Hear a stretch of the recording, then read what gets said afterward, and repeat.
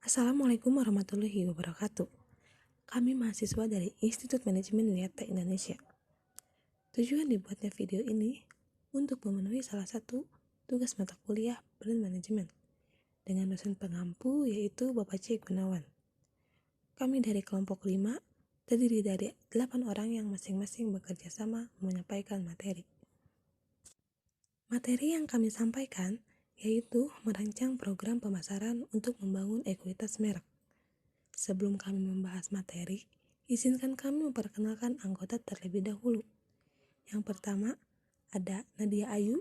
Yang kedua, Aldestiana. Yang ketiga, ada Saiful Rifki. Yang keempat, ada Suci Fatmawati. Yang kelima, ada Dian Maulana. Yang keenam, ada Tika Rustika. Yang ketujuh, ada Misbahuddin. Dan yang terakhir, ada Ujang Dudi. Baiklah, kami dari kelompok 5 akan mempresentasikan materi dengan judul Merancang Program Pemasaran untuk Membangun Ekuitas Merek. Dalam video kali ini, materi yang akan kita bahas yaitu yang pertama ada perspektif baru dalam pemasaran, yang kedua pemasaran terintegrasi, yang ketiga strategi produk, yang keempat strategi harga, yang kelima strategi saluran, dan yang keenam strategi dan tanggapan private label. Perspektif baru dalam pemasaran. Strategi dan taktik di balik program pemasaran telah berubah secara dramatis dalam beberapa tahun terakhir karena perusahaan menghadapi perubahan besar dalam lingkungan pemasaran eksternal. Perubahan lingkungan ekonomi, teknologi, politik hukum, sosiokultural, dan persaingan telah memaksa pemasar untuk merangkul pendekatan dan filosofi baru. Nah, di sini ada beberapa perubahan perspektif baru dalam pemasaran. Nah, perubahan-perubahan ini dan lainnya seperti privatisasi dan regulasi telah digabungkan untuk memberi pelanggan dan perusahaan kemampuan baru dengan sejumlah implikasi untuk praktik manajemen merek. Lingkungan pemasaran baru di abad ke-21 telah memaksa para pemasar untuk secara mendasar mengubah cara mereka mengembangkan program pemasaran mereka. Integrasi dan personalisasi khususnya telah menjadi faktor yang semakin penting dalam membangun dan mempertahankan merek yang kuat, karena perusahaan berusaha keras untuk menggunakan serangkaian kegiatan pemasaran yang berfokus secara. Yang kedua ada memahami persepsi harga konsumen. Keputusan pembelian konsumen didasarkan pada harga yang dirasakan konsumen, namun bukan nilai yang dinyatakan pemasar. Memahami bagaimana konsumen sampai pada persepsi harga mereka dengan demikian merupakan prioritas pemasaran yang penting. Banyak penelitian telah menunjukkan bahwa sangat sedikit konsumen yang dapat mengingat harga produk tertentu secara akurat, meskipun mereka mungkin memiliki pengetahuan yang cukup baik untuk kisaran harga yang relevan. Namun, ketika memeriksa atau mempertimbangkan harga yang diamati, konsumen sering membandingkannya dengan kerangka acuan internal atau kerangka acuan eksternal. Harga referensi internal terjadi dalam berbagai bentuk seperti harga wajar, harga tipikal, harga terakhir yang dibayarkan, harga batas atas, harga batas bawah, harga yang diharapkan di masa mendatang, dan harga diskon biasa. Yang ketiga ada menetapkan harga untuk membangun ekuitas merek. Memilih strategi penetapan harga untuk membangun ekuitas merek berarti menentukan hal-hal seperti yang pertama, metode untuk menetapkan harga saat ini, kedua, kebijakan untuk memilih kedalaman dan durasi promosi dan diskon. Ada banyak pendekatan berbeda untuk menetapkan harga, dan pilihannya bergantung pada sejumlah pertimbangan. Faktor-faktor yang berhubungan dengan biaya pembuatan dan penjualan produk dan harga relatif dari produk kompetitif merupakan penentu penting dalam strategi penetapan harga. Akan tetapi, perusahaan semakin menempatkan kepentingan yang lebih besar pada persepsi dan preferensi konsumen. Yang keempat ada harga nilai. Tujuan penetapan harga nilai ini adalah untuk mengungkap paduan yang tepat antara kualitas produk, biaya produk, dan harga produk yang sepenuhnya memuaskan kebutuhan dan keinginan konsumen serta target laba perusahaan. Ada 3 kunci dalam penetapan nilai harga, yaitu ada desain dan pengiriman produk yang tepat, kedua biaya produk, dan harga produk. Yang kelima ada mengkomunikasikan nilai.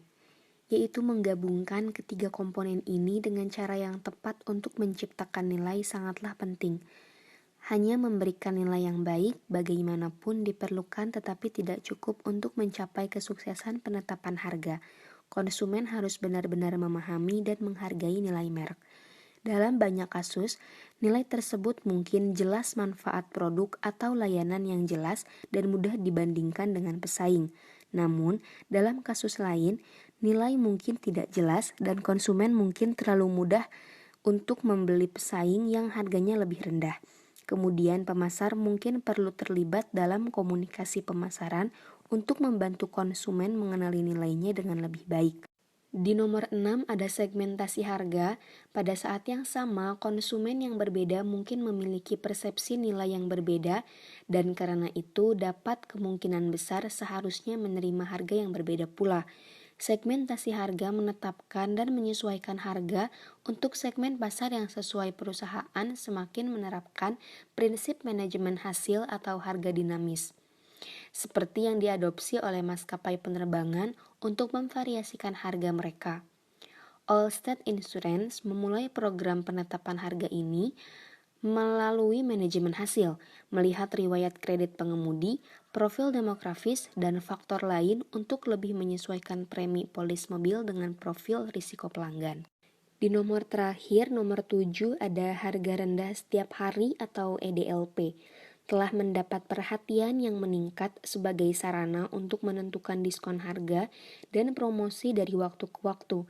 EDLP pula menghindari gigi gergaji atau pola whiplash dari kenaikan dan penurunan harga bergantian atau diskon yang mendukung serangkaian harga dasar sehari-hari yang lebih konsisten pada produk. Dalam banyak kasus, harga EDLP ini didasarkan pada pertimbangan penetapan harga nilai yang telah kami sebutkan. Alasan stabilitas harga, meskipun promosi perdagangan diharapkan menghasilkan diskon pada produk hanya untuk jangka waktu tertentu dan di wilayah geografis tertentu, hal itu tidak selalu terjadi. Dengan forward buying, retail memesan lebih banyak produk daripada yang mereka rencanakan untuk dijual selama masa promosi, sehingga nantinya mereka bisa memperoleh margin yang lebih besar dengan menjual sisa barang dengan harga reguler setelah masa promosi berakhir. Dengan pengalihan, pengecer meneruskan atau menjual produk diskon kepada pengecer di luar area penjualan yang ditentukan.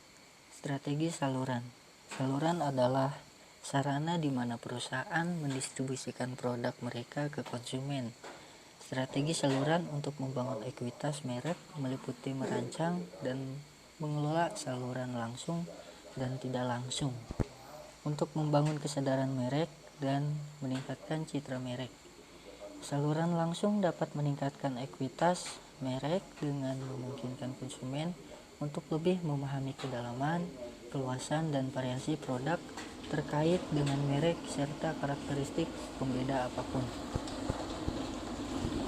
Saluran pemasaran didefinisikan sebagai kementerian organisasi yang saling bergantung yang terlibat dalam proses membuat produk atau layanan tersedia untuk digunakan atau dikonsumsi. Strategi saluran mencakup desain dan manajemen perantara seperti grosir, distributor, pialang, dan pengecer. Saluran tidak langsung. Saluran tidak langsung ini terdiri dari 5 poin, yaitu yang pertama strategi dorong dan tarik. Dengan mencurahkan upaya pemasaran kepada konsumen akhir, produsen dikatakan menggunakan strategi tarik karena konsumen menggunakan daya beli dan pengaruhnya pada pengecer untuk menarik produk melalui saluran. Alternatifnya, pemasar dapat mengabdikan upaya penjualan mereka kepada anggota saluran itu sendiri, memberikan insentif langsung bagi mereka untuk menyimpan dan menjual produk ke konsumen akhir. Pendekatan ini disebut strategi dorong karena pabrikan berusaha menjangkau konsumen dengan mendorong produk melalui setiap langkah rantai distribusi. Yang kedua, dukungan saluran. Sejumlah layanan berbeda yang disediakan oleh anggota saluran dapat meningkatkan nilai bagi konsumen yang membeli dan mengonsumsi produk bermerek. Meskipun perusahaan semakin menyediakan beberapa layanan sendiri melalui nomor bebas pulsa dan situs web, membangun kemitraan pemasaran dengan pengecer mungkin tetap penting untuk memastikan dukungan saluran yang tepat dan pelaksanaan berbagai layanan ini. Produsen dapat mengambil sejumlah langkah untuk membuat mitra retail senang dan mencegah pemutusan rantai pasokan. Yang ketiga, segmentasi retail. Pengecer adalah pelanggan, karena kemampuan dan kebutuhan pemasaran mereka berbeda. Pengecer mungkin perlu dibagi menjadi beberapa segmen atau bahkan diperlakukan secara individual, sehingga mereka akan memberikan dukungan merek yang diperlukan. Yang keempat, varian bermerek. Varian bermerek adalah sarana untuk mengurangi persaingan harga eceran karena mempersulit perbandingan harga langsung oleh konsumen. Dengan demikian, pengecer yang berbeda dapat diberikan barang atau model yang berbeda dari merek yang sama untuk dijual. Yang kelima, iklan koperasi. Alasan dibalik iklan kooperatif untuk produsen adalah bahwa hal itu memusatkan beberapa upaya komunikasi di tingkat lokal, di mana mereka mungkin memiliki relevansi dan dampak penjualan yang lebih besar dengan konsumen.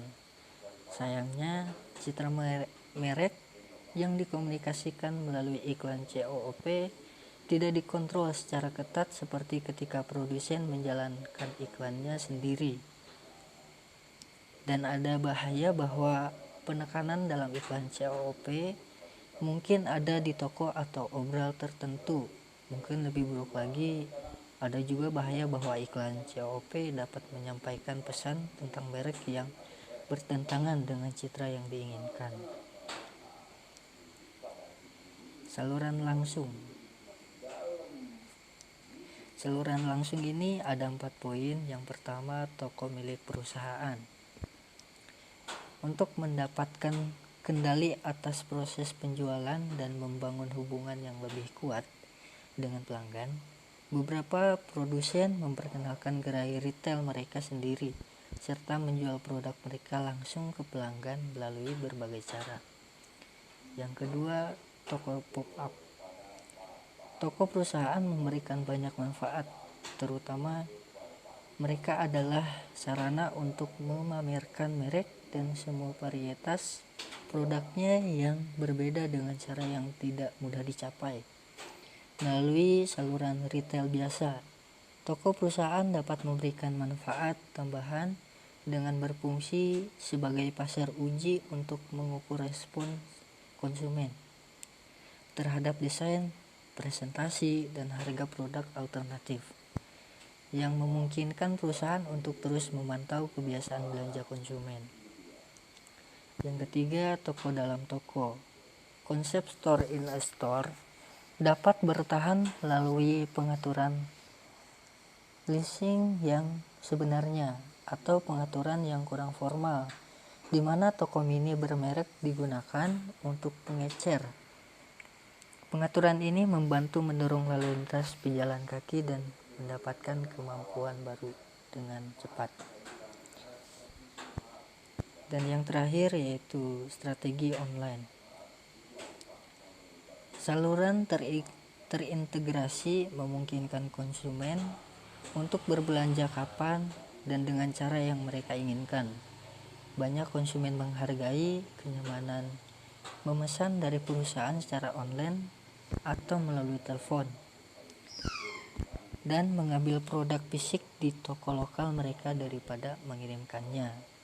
Mereka juga ingin dapat mengembalikan barang dagangan di toko meskipun mereka awalnya membelinya dan mengirimkannya ke luar toko. Strategi dan tanggapan private label. Label pribadi. Sejarah label pribadi adalah salah satu dari banyak pasang surut. Produk grosir berlabel pribadi pertama di Amerika Serikat dijual oleh Great Atlantic and Pacific The Company. kemudian dikenal sebagai ANP yang didirikan pada tahun 1863. Selama paruh pertama abad ke-20, sejumlah merek toko berhasil diperkenalkan. Merek label pribadi biasanya lebih murah untuk dibuat dan dijual daripada merek nasional atau pabrikan yang bersaing dengan mereka. Dengan demikian, daya tarik bagi konsumen untuk membeli label pribadi dan merek toko seringkali terkait dengan penghematan biaya. Daya tarik pengecer untuk menjual label pribadi dan merek toko adalah bahwa margin kotor mereka seringkali 25% hingga 30%, hampir 2 kali lipat dari merek nasional.